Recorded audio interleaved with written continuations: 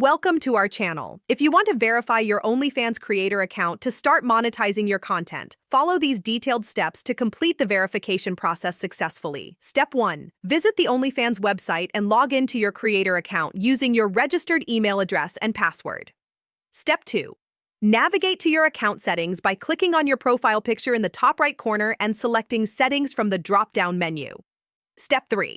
Look for the verification section within your account settings. This is usually found under Identity Verification or Creator Verification. Step 4. Click on the verification option to begin the process. OnlyFans requires identity verification for all creators to comply with legal requirements.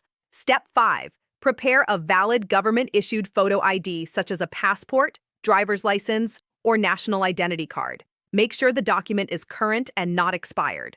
Step 6. Upload clear, high-quality photos of both the front and back of your ID document. Ensure all information is clearly visible and legible. Step 7. Take a selfie holding your ID next to your face as instructed. This helps OnlyFans verify that you are the person shown in the ID document. Step 8. Submit all required documents and wait for OnlyFans to review your verification request. This process typically takes 24 to 72 hours. Step 9. Check your email for confirmation once your creator account has been verified and approved. Don't forget to like this video and subscribe to our channel.